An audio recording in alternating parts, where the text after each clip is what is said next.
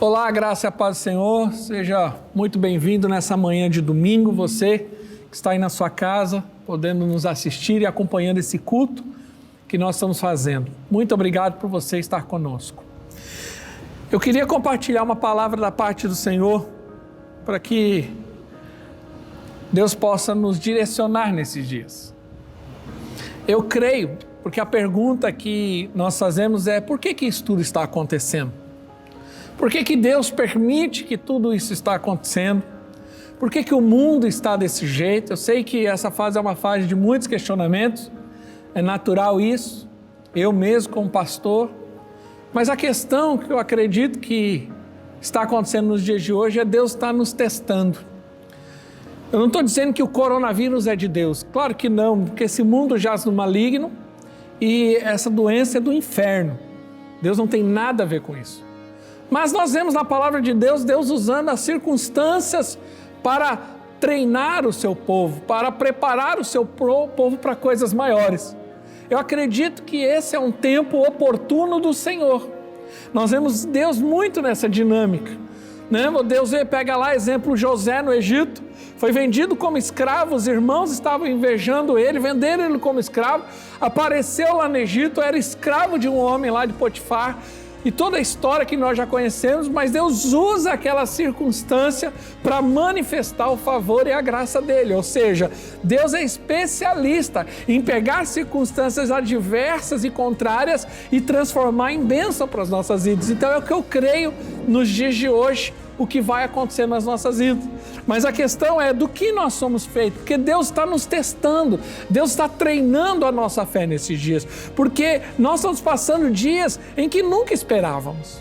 Nós mesmos, pastores, eu tenho conversado com muitos pastores, estou pastoreando a igreja há 17 anos e posso dizer, nunca vivi o que estamos vivendo hoje, eu não estava preparado para isso, né? Nós vivíamos um tipo de igreja, um tipo de evangelho, uma sociedade em que existiam dificuldades e lutas, como todos nós passamos nas igrejas, mas circunstância como essa, nunca passei na minha vida e a maioria dos pastores hoje nunca passaram. Então, nós estamos aí nos adaptando, né? Nós estamos aí vendo como que nós vamos fazer o nosso trabalho. Eu acredito que você que está me ouvindo também precisa entender essas verdades. Mas há um texto que tem me intrigado na palavra de Deus e o Senhor tem ministrado algo no meu coração. Eu quero compartilhar com você. Essa palavra está lá no livro de Coríntios, capítulo 3, 1 Coríntios 3, quando Paulo fala algo interessante a partir do versículo 10. Diz assim: conforme a graça de Deus que me foi concedida, eu, como sábio construtor, lancei o alicerce, e outro está construindo sobre ele. Contudo, veja como cada um constrói, porque ninguém pode colocar outro alicerce além do que já está posto, que é Jesus Cristo. Se alguém constrói sobre esse alicerce usando ouro, prata e pedras preciosas, madeira, feno ou palha, sua obra será mostrada, porque o dia trará luz, pois será revelada pelo fogo, que provará a qualidade da obra de cada um. Se o que alguém construiu permanecer, esse receberá a recompensa. Preste atenção no que Deus está falando conosco, o que Paulo quer nos ensinar através dessa mensagem. A maneira como você constrói, a maneira como você edifica a obra, ela vai ser testada uma hora. Todos nós vamos passar por uma prova, a prova da qualidade. E o que Deus está fazendo nesses dias e até permitindo com tudo isso é porque Deus está nos provando. Deus está testando a nossa fé. Se eu tivesse um tema para essa mensagem é do que você é feito. Porque nesses dias nós estamos sendo provados para ver de fato do que nós somos feitos. De que material é essa fé toda que nós declaramos, uns há 20 anos, outros há 30, outras 10, outros há 5, alguns meses. Mas a questão é a seguinte, do que é feito essa fé em que nós declaramos há tanto tempo. Nesses dias nós estamos sendo provados. E tem algumas coisas nesse texto aqui que me chamam muita atenção. A primeira coisa é o seguinte: os elementos dessa edificação. Paulo fala que existe uma obra que é de ouro, de prata e de pedra preciosa. Depois ele fala que também pode ser de madeira, feno e palha. Ou seja, os elementos dessa obra, elas vão ser provadas. A Bíblia diz que isso uma hora vai ser testado, o dia vai provar. Então, ou seja, os elementos de ouro, de prata e de pedra preciosa falam de coisas duradouras, coisas firmes, rígidas. Mas os elementos de madeira, de feno e de palha, está falando de coisas que não duram muito tempo. E que se você jogar no fogo ouro, ele vai derreter, mas ele não vai deixar de ser ouro. Se você deixar lá, pegar um anel de ouro, um anel de prata e colocar num fogo bem forte, ele não vai se consumir, ele pode derreter, ele vai mudar a sua condição, mas ele vai continuar sendo ouro e vai continuar sendo prata. A pedra fala de algo rígido, né? Como diamante, firme, forte, duradouro. Diamante, ele dura milhares e milhares de anos. O ouro é a mesma coisa. Mas a madeira, o feno e a palha, se você jogar no fogo, em pouquíssimo tempo, aquele elemento já não está mais lá. Se eu jogar lá um monte de madeira lá numa fogueira, ela vai pegar fogo e daqui a pouco não tem mais nada. A palha é muito pior, enquanto o ouro é algo firme. Esses dias eu estava lendo uma matéria que diz que todo o ouro que nós temos no mundo, todo o ouro, ele foi gerado em explosões de estrelas, ou seja, uma estrela há milhares de anos explodiu e essa explosão de uma estrela fez com que o elemento viesse pelo espaço e é o que nós temos de ouro. Imagine, o ouro que eu tenho hoje na aliança, o ouro que eu tenho aqui na aliança de casamento, a aliança que eu uso da igreja, ela aconteceu há milhares de anos. Ela se formou há milhares de anos e está aqui, ó, firme e forte. E se eu pegar essa aliança, derreter, eu consigo formar outra aliança, outra coisa. Enquanto a madeira, o feno e a palha, ela vai se acabar e nunca mais você consegue fazer madeira de novo. Ou seja, os elementos foram testados. A nossa fé nesses dias está sendo testada. Ela está sendo provada. Nesses dias, alguns conceitos da nossa vida estão sendo provados. Por exemplo, alianças. Alianças estão sendo provadas. Eu vi uma matéria, não sei se é verdade, né? Porque hoje tem tanto fake news, então estou sendo muito cuidadoso, mas aquela matéria diz que depois desse processo do coronavírus e dessa questão da quarentena, das pessoas terem que ficar dentro de casa, fechadas, né? O marido e a mulher, a família, os filhos, depois disso na China explodiu o número de divórcio. Peraí, porque agora eles tiveram que uma mudança na rotina deles, né? Não está mais saindo de manhã, voltando à noite, aquela coisa que muitos casais infelizmente vivem, uma rotina bagunçada que às vezes eles são casados, mas eles nem se encontram dentro de casa. Agora que foram obrigados a ficar dentro de casa e ali a mulher e o marido ficam dentro de casa, muitos casamentos não estão dando conta. E eu não duvido disso. Quantos casamentos já estão em crise? Por quê? Porque o marido e a mulher não sabem conviver junto, porque não sabem o que é de fato casamento. Alianças estão sendo testadas. Esses dias eu ouvi de uma mulher falar assim, olha, alguns pais estão entrando em desespero. Sabe por quê? Porque os filhos estão em casa? Não, porque não sabe ser pai e mãe.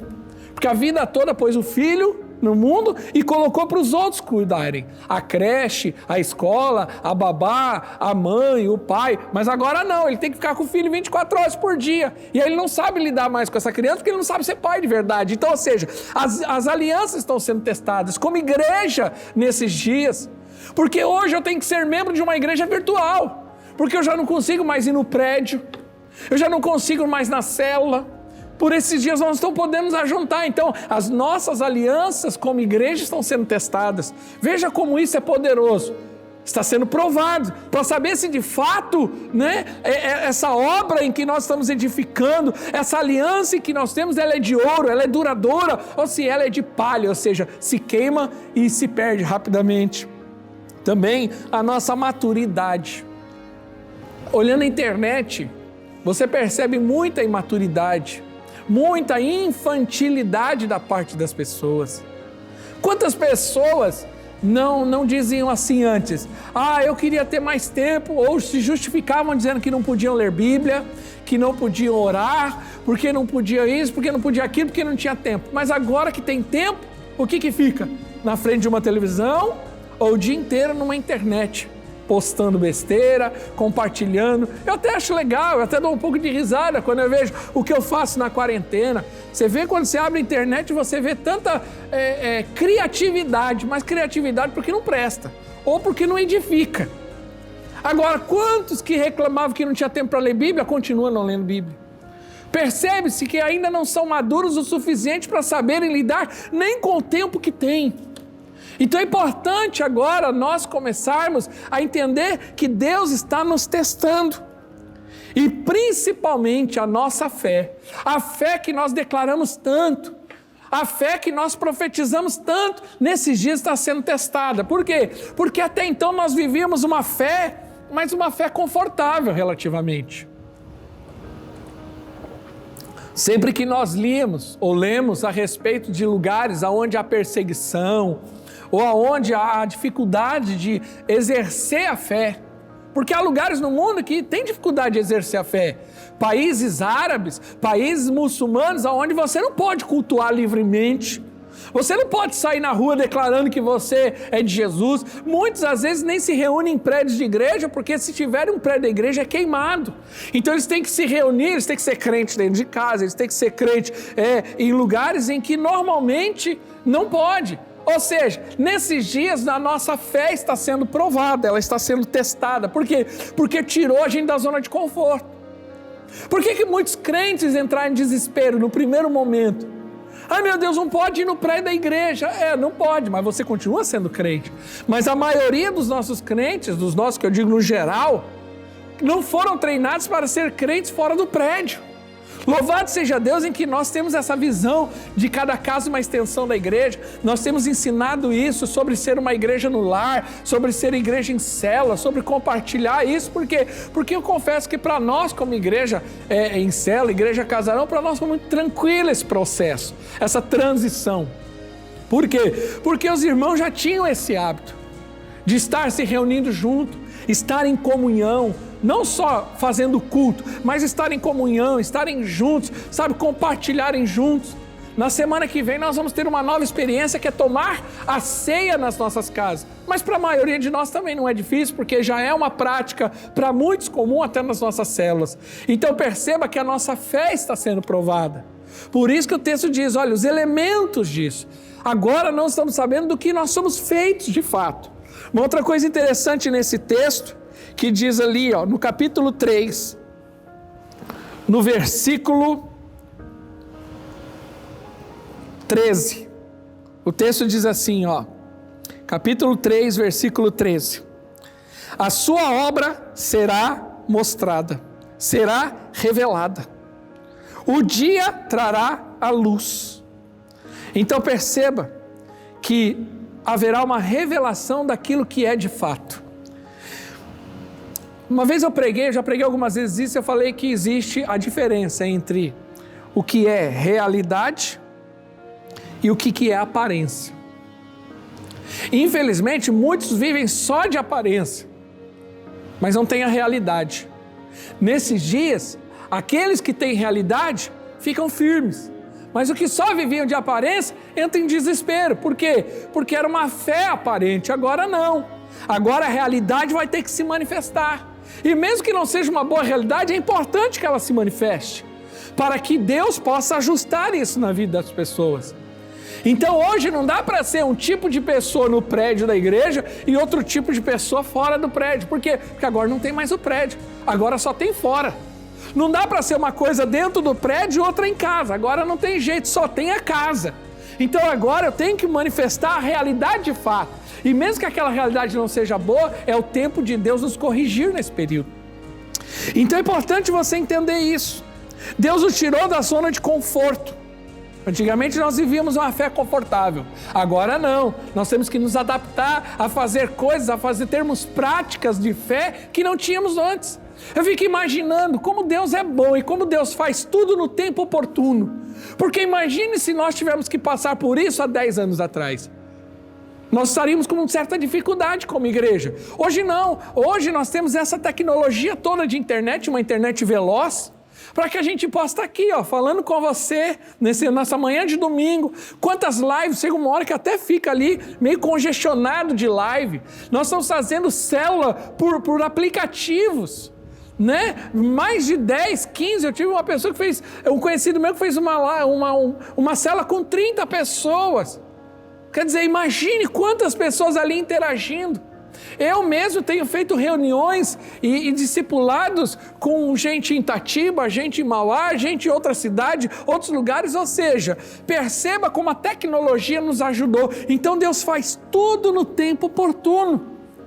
E nesse momento nós estamos conseguindo nos adaptar a essas novas realidades. Então perceba que Deus nos tirou da zona de conforto, Deus está agora provando a nossa qualidade. Para que tudo seja aproveitado de fato, tem que passar pelo teste da qualidade. Se você comprar qualquer produto hoje, aquele produto ele precisa ter uma especificação que ele foi testado, provado antes de ser colocado para o mercado. Para que Deus possa nos levar para circunstâncias maiores e para vivermos as promessas dele, ele vai precisar testar a nossa fé, ele vai precisar provar. Vou dar um exemplo aqui rapidamente. Quando você abre lá em 1 Tessalonicenses capítulo 5, versículo 18, Paulo diz assim: dai graças em tudo. Então Paulo está nos ensinando, em tudo dai graças. Em qualquer circunstância dai graça. Ele escreveu isso, muito bonito, muito maravilhoso. Se fosse hoje, ele já teria feito algumas... Ele tinha colocado isso no Instagram, no Facebook, né, com uma imagem legal. Só que não ficou só nas palavras. Um dia, Paulo estava pregando o evangelho. E uma moça endemoniada começou lá a falar a respeito dele, e ele repreendeu o demônio da moça e libertou aquela moça. Sabe o que aconteceu com ele? Ele foi preso. E a Bíblia diz no capítulo 16 de Atos que ele ficou preso a um tronco, porque ele estava pregando o evangelho. Ele não estava fazendo nada de errado. Ele não estava roubando, ele não estava adulterando, ele estava pregando o evangelho e fazendo a vontade de Deus. Mas por causa disso ele foi preso.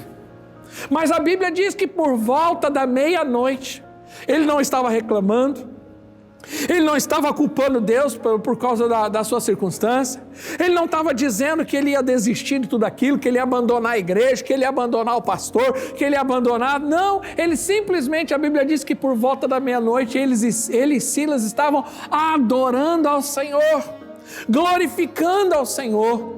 E não dá para glorificar e exaltar ao Senhor reclamando, só tem um jeito, engrandecendo e agradecendo. Veja, ele escreveu em tudo dai graça, mas a fé dele foi provada. No momento em que ele foi preso, ali era a prova, ali era o momento do teste. Entenda que esse é o momento do teste. Em vez de você ficar reclamando, choramingando, comece a glorificar ao Senhor.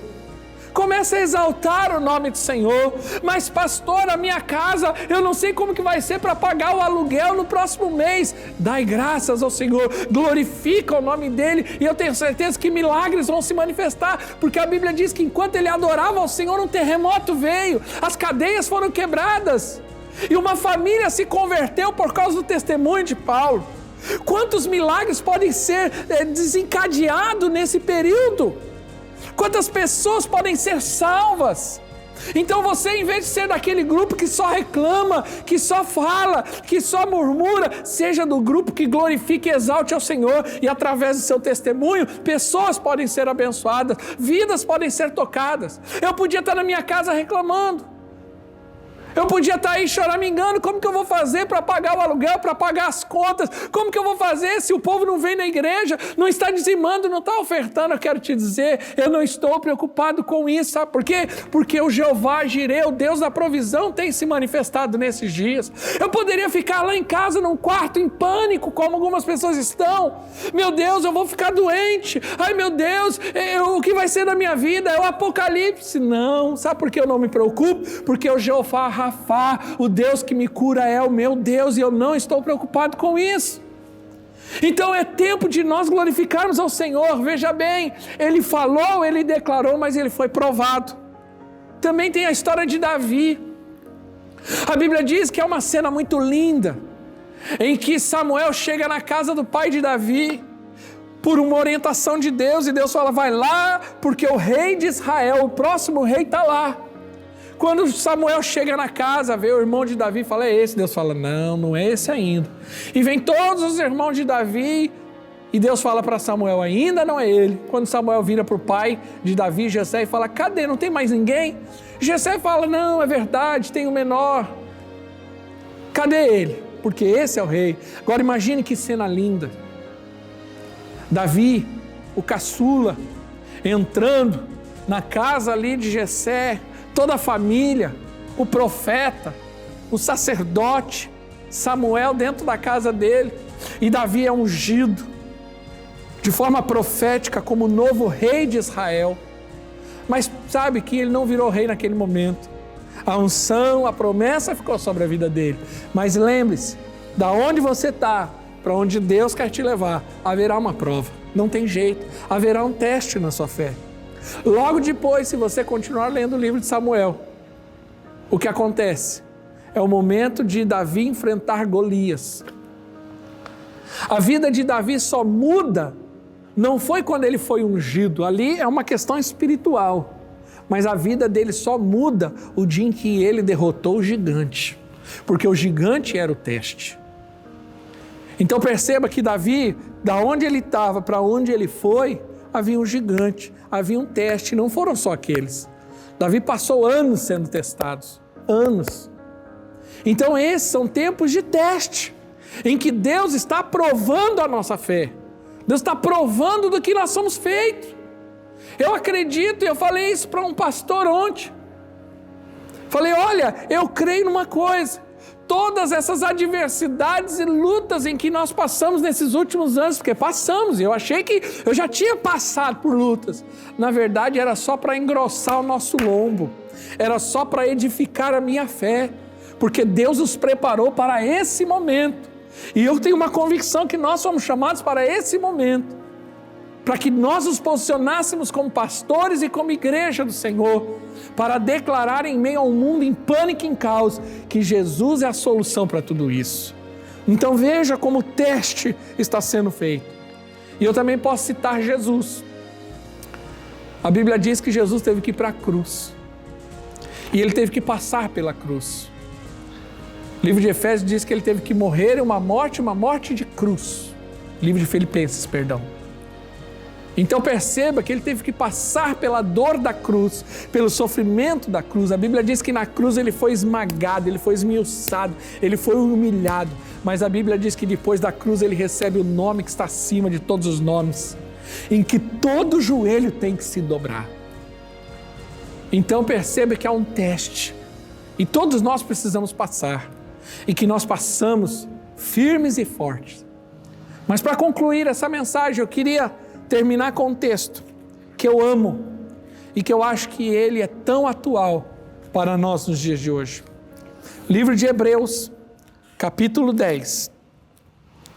O escritor de Hebreus fala algo grandioso em que me enche de fé. Capítulo 10, no versículos 35 em diante. Olha o que o escritor de Hebreus diz. Por isso, não abram mão da confiança que vocês têm. Ela será ricamente recompensada.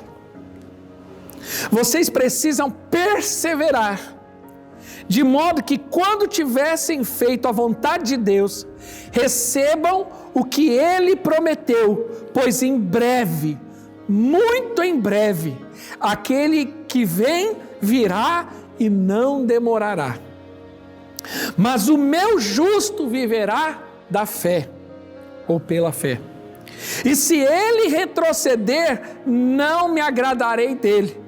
Mas olha o versículo 39 que diz: nós, porém, não somos dos que retrocedem e são destruídos, mas dos que creem e são salvos. Eu amo esse texto, sou apaixonado por esse texto, porque esse texto está falando de um tipo de gente, um tipo de homem, um tipo de mulher, que tem uma fé inabalável como nós adoramos, uma fé firme que não retrocede, uma fé que não vacila, uma fé que fica firme e constante, confiando nele. As circunstâncias mudam ao meu redor, as realidades podem mudar ao meu redor, mas a minha fé fica firme no Senhor, porque eu creio que Ele um dia virá.